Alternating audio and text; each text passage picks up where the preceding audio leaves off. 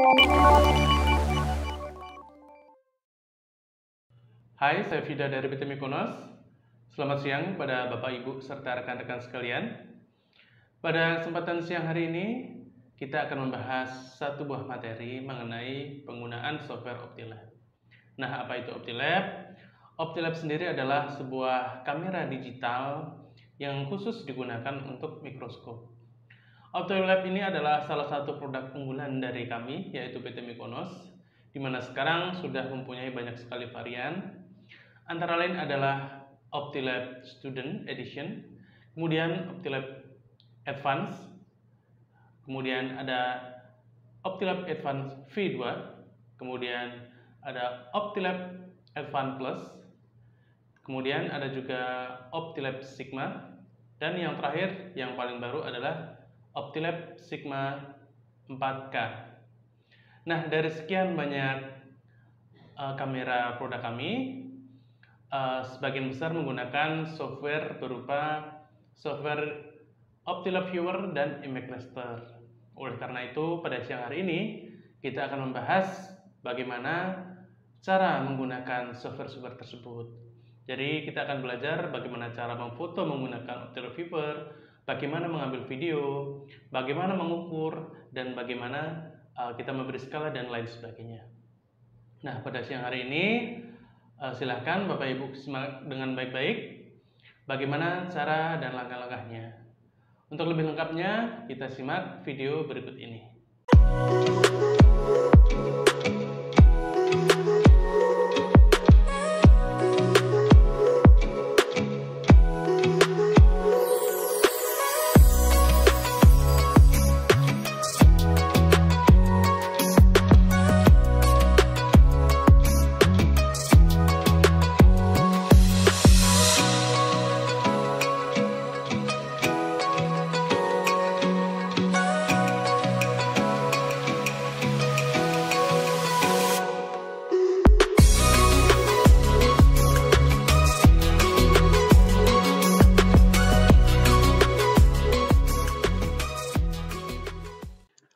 Baik, Bapak dan Ibu, serta rekan-rekan sekalian, berikut adalah driver OptiLab Viewer yang Bapak dan Ibu dapat ketika pembelian OptiLab.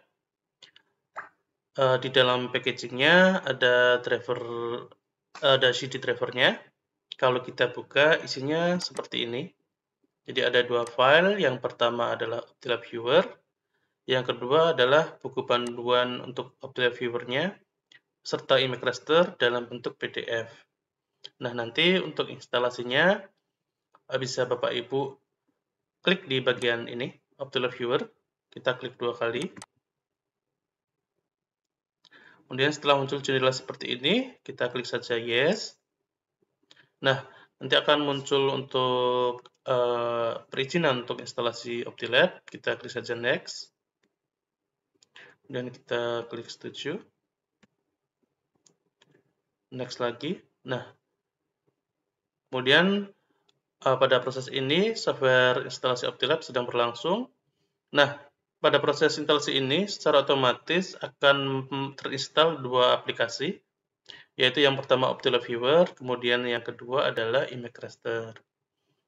Jadi nanti Bapak Ibu tinggal install sekali saja, nanti sudah bisa terinstall dua aplikasi. Kalau nanti muncul jendela seperti ini, tinggal kita klik saja Repair.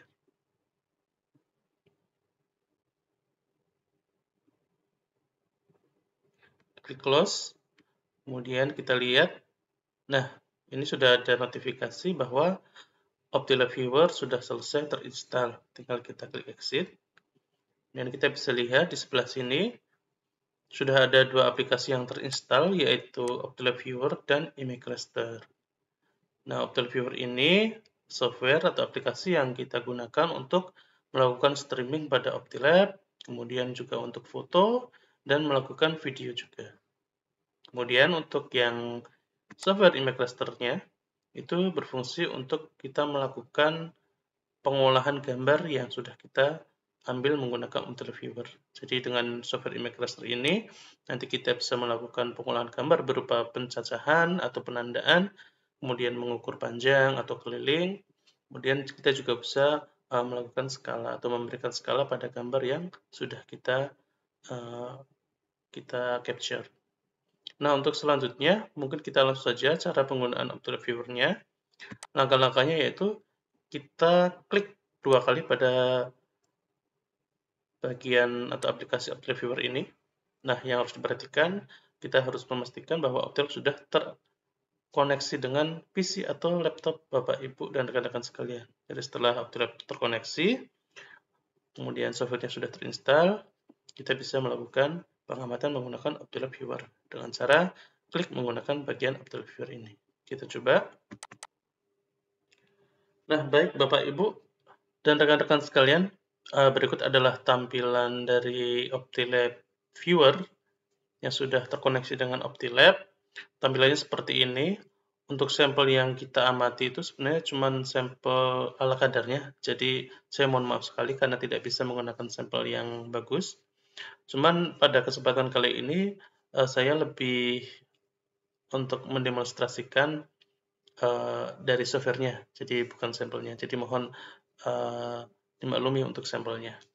Baik, saya lanjutkan. Untuk aplikasi Optilab Viewer ini, di sini ada beberapa menu. Ini ada gambar kamera, kemudian juga gambar kamera untuk video, kemudian ini untuk serial capture, ini untuk settingnya, kemudian ini untuk full screen. Jadi kita coba full screen kan dulu layarnya. Nah, tampilannya seperti ini.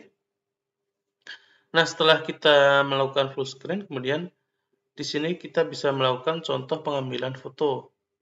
Caranya seperti apa? Yaitu setelah Bapak dan Ibu menentukan gambar yang akan di-capture, kemudian kita capture, kita klik pada bagian image capture ini. Kalau kita klik 1 kali, nah di sini gambar sudah terfoto. Untuk resolusinya bisa dilihat di sini. Nah, setelah kita capture, kemudian kita simpan, kita bisa melakukan penyimpanan dengan cara klik pada bagian file, kemudian save, atau kita juga melakukan penyimpanan dengan cara klik kanan, kemudian klik save. Saya coba di sini menggunakan klik kanan. Nah, kemudian akan muncul jendela untuk konfirmasi di mana kita akan meletakkan gambar yang sudah kita capture. Nah, di sini saya akan coba simpan di desktop dengan nama file A.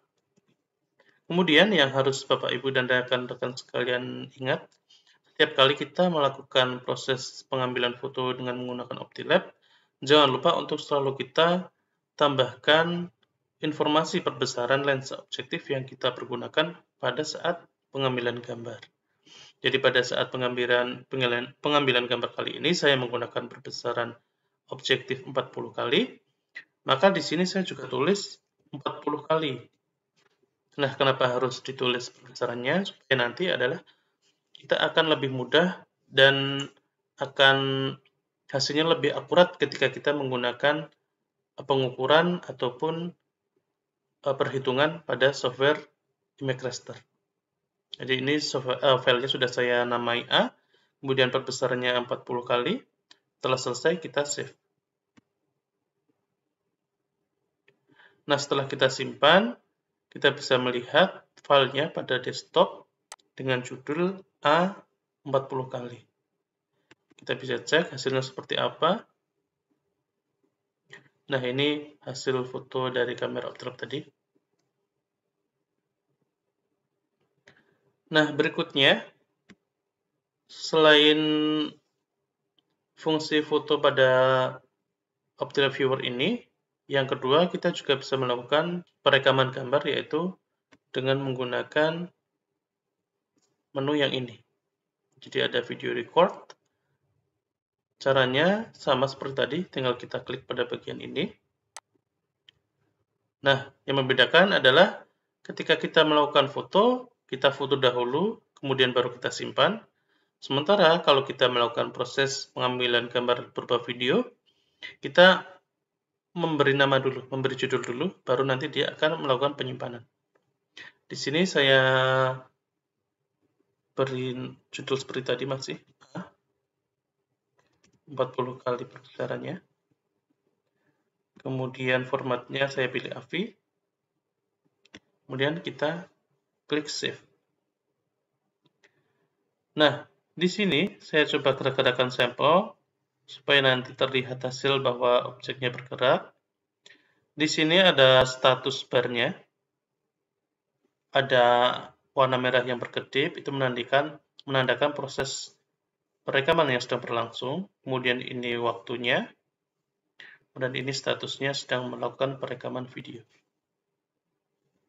Nah, kalau sudah melakukan perekaman, sudah selesai, kita bisa klik pada bagian ini untuk menghentikan proses perekamannya. Klik. Nah, proses perekaman sudah selesai. Kita bisa melihat hasil perekamannya pada desktop yang sudah tadi kita simpan filenya. Nah, ini ada filenya sama, kemudian perbesaran 40 kali. Kita coba klik. Kita lihat hasilnya seperti apa.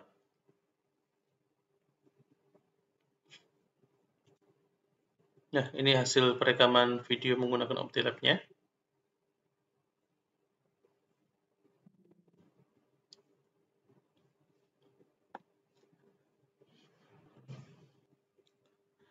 Baik, Bapak, Ibu, dan rekan-rekan sekalian, untuk menu selanjutnya pada OptiLab Viewer kali ini, yang ketiga adalah menu berupa serial capture. Serial capture ini sebuah menu yang berfungsi untuk melakukan proses foto secara berurutan. Jadi kita melakukan setting di awal, kemudian secara otomatis dia akan melakukan foto sendiri selama waktu ataupun jumlah yang sudah kita tentukan dari awal. Untuk lebih lengkapnya, kita coba klik pada bagian ini. Nah, setelah muncul jendela serial capture, kemudian kita tentukan dulu mau disimpan di mana. Misal saya simpan di desktop, kemudian saya buat folder baru. Saya beri nama serial capture. Nah, jadi nanti filenya akan tersimpan di sini. Kemudian saya save. Nah, untuk settingan durasinya, saya ambil contoh, saya akan melakukan foto selama 10 detik. Kemudian, kita bisa melakukan setting pada bagian ini, intervalnya. Misal saya tulis di sini 2 detik. Jadi nanti adalah selama 10 detik, tiap 2 detik, dia akan melakukan capture. Jadi nanti hasil yang keluar adalah 5 buah gambar. Karena setiap 2 detik, dia akan melakukan proses pengambil gambar selama 10 detik. Atau Bapak Ibu juga bisa melakukan setting dengan menggunakan capture number. Jadi kalau kita melakukan capture number, kita tidak perlu menggunakan duration. Contohnya seperti ini. Nah, ini setiap saya melakukan gambar, saya ingin mengcapture gambar sebanyak 5 buah dengan interval 2 detik. Jadi setiap 2 detik, dia akan melakukan foto sebanyak 5 buah. Jadi sebenarnya ini sama settingannya, hanya kita menggunakan durasi waktu ataupun jumlah gambar. Nah, kita lanjut ke settingan yang pertama tadi. Kita akan melakukan foto sebanyak selama 10 detik dengan jarak interval 2 detik. Jadi harusnya foto yang keluar nanti 5. Nah, langsung saja kita klik. Kalau sudah kita set seperti ini, kita klik pada bagian Start. Nah, ini proses pengambilan gambar. Gambar kedua, gambar ketiga, gambar keempat, gambar kelima.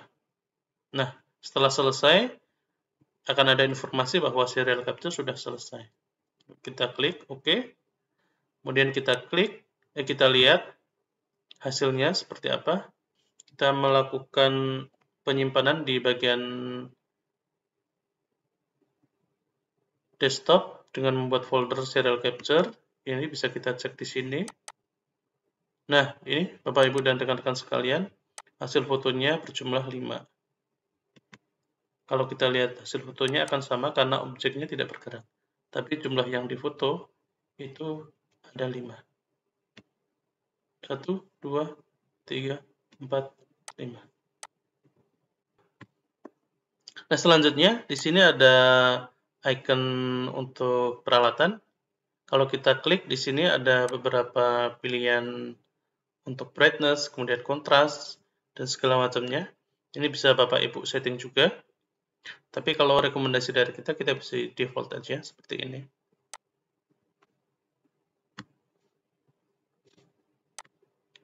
Kemudian selanjutnya di sini ada menu yang seperti tadi untuk meminimize ataupun memaksimasi. Nah, demikian fitur dari software Optilab Viewer yang bisa Bapak dan Ibu gunakan pada kamera Microsoft Optilab. Untuk yang selanjutnya kita akan mencoba software Optilab Image Raster, yaitu software untuk mengolah gambar yang sudah kita capture. Baik Bapak Ibu serta rekan-rekan sekalian, untuk aplikasi Image Raster ini, untuk membukanya kita klik 2 kali pada icon Image Raster. Setelah itu akan muncul jendela seperti ini, tinggal kita maximize. Nah, ini adalah jendela atau workspace dari Image Raster. Di sini ada beberapa pilihan menu bar. Kemudian di sini ada fungsi-fungsi dari Image Raster itu sendiri. Tapi di sini kita belum bisa menggunakan karena belum ada gambar yang akan diolah. Nah, untuk mengolahnya, kita harus memasukkan gambar. Caranya adalah kita klik pada bagian Open Image ini. Kemudian kita pilih gambar yang akan kita olah. Misal saya akan mengambil gambar yang ada di desktop. Ini adalah salah satu sampel darah yang diambil dengan perbesaran 10 kali. Kita akan menggunakan gambar ini untuk diolah. Open. Nah, di sini untuk pertama kali kita melakukan proses menggunakan Image Raster akan muncul peringatan bahwa kita harus mengkalibrasi Image Raster ini supaya ketika kita menggunakan untuk pengukuran hasilnya akurat. Kalibrasi sendiri nanti akan kita adakan sesi khusus sehingga untuk pengenalan Image Raster kali ini kita tidak perlu mengkalibrasi. Jadi ini saya klik no. Nah, ini setelah kita masukkan gambar akan muncul seperti ini. Kemudian menu yang fungsi-fungsi di Image Raster sudah bisa kita klik di sini. Nah, yang paling penting ketika kita memasukkan gambar yang akan diolah, kita harus menyamakan profil yang ada di foto dengan yang di software. Jadi tadi kita menggunakan sampel darah yang diambil dengan perbesaran 10 kali, maka di profil di sini juga kita harus 10 kali. Kalau misal darahnya kita ambil dengan perbesaran 40 kali, maka di profil dari Image Raster juga harus 40 kali. Nah, setelah kita profilnya disesuaikan, kemudian kita akan melakukan proses selanjutnya. Di sini ada counter untuk menghitung, kemudian measure untuk menghitung panjang atau keliling, kemudian calibrate untuk melakukan kalibrasi software Image Raster, kemudian skala, yaitu kita memberikan skala pada gambar, kemudian ada blend, yaitu membuat dua gambar menjadi satu. Kemudian ada fitur legend untuk mengupdate atau memberikan keterangan hasil pengukuran, perhitungan pengukuran. Nah, langsung saja kita mulai dari yang pertama. Kita akan mencoba fungsi counter. Di sini, setelah kita klik bagian counter, kita aktifkan. Di sini ada muncul untuk propertiesnya, ada marker type-nya, ada 3, kita bisa menggunakan panah, kemudian rectangle dan circle. Kemudian untuk garis dan warnanya kita bisa lihat di sini. Ini kita bisa ngasih label. Kemudian ini untuk pengaturan warna, font serta ketebalan garisnya. Untuk yang pertama, misal kita akan melakukan penandaan dengan menggunakan arrow atau panah. Di sini saya akan coba membuat contoh perhitungan atau penandaan. Jadi saya kasih labelnya contoh 1 menggunakan tanda panah. Kemudian saya klik di bagian yang akan saya tandai. Nah, di sini muncul panah warna hitam dengan keterangan contoh 1. Nah, di sini muncul beberapa hasil perhitungan sesuai dengan yang saya klik di sini. Kemudian kalau kita akan melakukan perhitungan yang lain, kita bisa melakukan penambahan pada bagian ini. Misal saya klik add, kemudian di sini saya tulis contoh 2. Untuk markernya saya coba menggunakan rectangle. Warnanya saya ubah menjadi warna hijau. Kemudian saya klik pada bagian ini. Nah, di sini akan muncul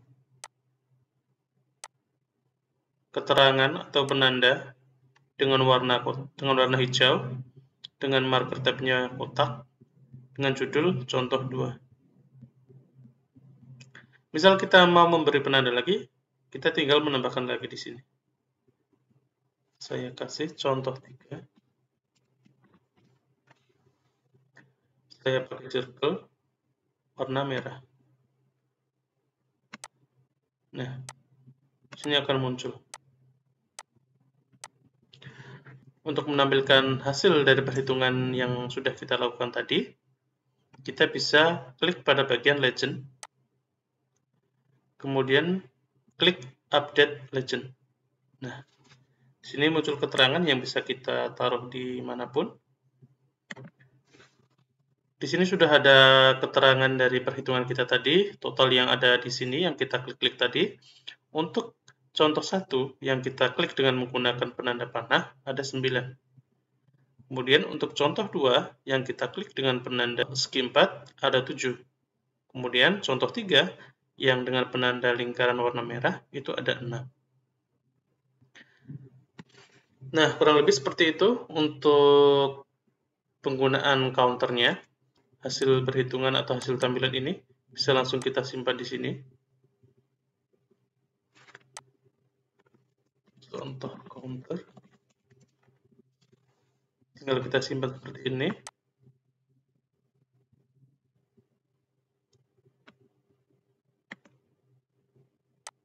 Nah, ini hasil penggunaan counter tadi.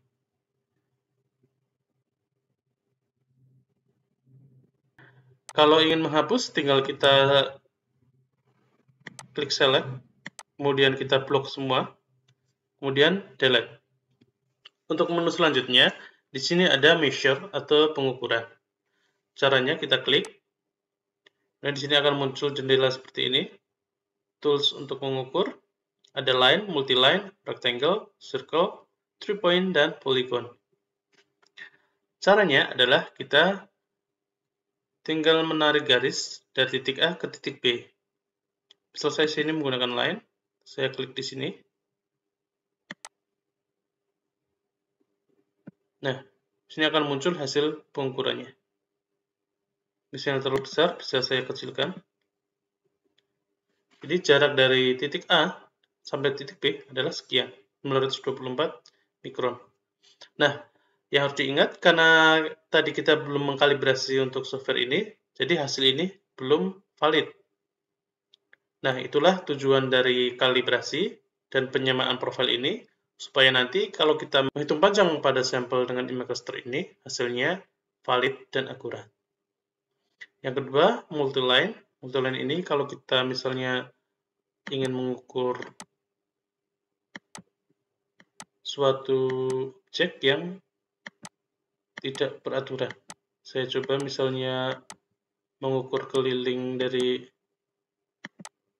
sel darah ini. Nah, ini akan ketemu hasilnya. Jadi keliling dari sel darah ini adalah 151 mikron. Untuk warnanya bisa kita ubah-ubah juga sesuai dengan kebutuhan kita. Nah, selanjutnya setelah kita melakukan pengukuran, kita akan memberikan tanda skala. Di sini untuk mengaktifkannya, tinggal kita klik bagian skill, kemudian di sini ada menu seperti ini, kita enable. Kemudian kita setting di bagian ini. Jadi misal di sini saya tulis 1000, saya tulis 300. Nah, di sini akan muncul seperti ini. Jadi maksudnya di gambar ini, kalau kita berskala dari titik 0 sampai ini adalah 300 mikron. Untuk letaknya sendiri bisa kita sesuaikan. Kita bisa mengatur di sini letaknya mau di mana. Atau kalau kita hanya butuh satu, kita juga bisa menghapus salah satu skalanya.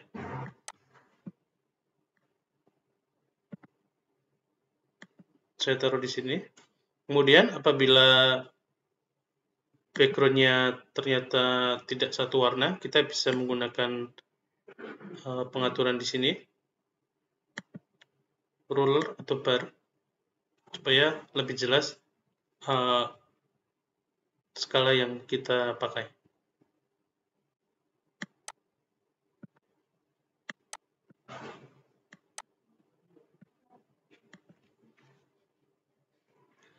Nah, kurang lebih seperti ini untuk penggunaan skala pada image raster. Selanjutnya yaitu menu blend. Nah, blend ini berfungsi untuk menampilkan gambar yang akan diperbesar. Jadi contohnya adalah seperti ini. Misalnya kita akan melakukan perbesaran gambar, kita harus menggunakan gambar yang sama dengan perbesaran yang sama atau lebih besar. Jadi tadi saya menggunakan darah yang 10 kali. Saya pakai lagi di sini. Next. Kemudian ada menu seperti ini. Saya akan memperbesar bagian yang berwarna biru di sini.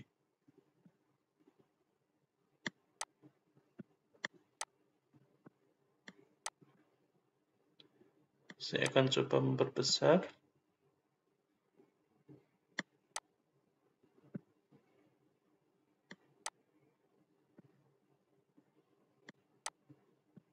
Saya klik next. Kemudian teksnya saya tulis contoh.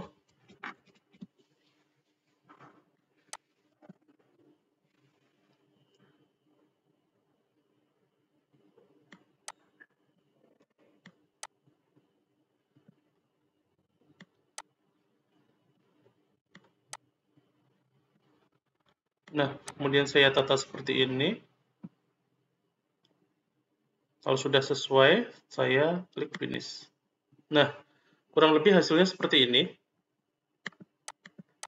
Jadi tampilan fungsi blend ini hanya sekedar penambahan informasi. Misalnya saya ingin memberitahu bahwa kalau bagian ini, kalau diperbesar jadinya seperti ini. Fungsinya sama dengan insert kalau di peta manual. Jadi biasanya di peta misalnya ini peta Jawa Tengah, kemudian kita akan memperbesar kota Semarang atau kota Jogja, kemudian di sini akan muncul kota Jogja saja atau kota Semarang saja. Kurang lebih seperti itu untuk fungsi dari blend. Baik Bapak Ibu serta rekan-rekan sekalian, sepertinya sudah cukup untuk informasi penggunaan image raster. Apabila nanti ada yang belum jelas atau masih ingin ditanyakan, silahkan kontak kami. Dengan senang hati kami akan membantu.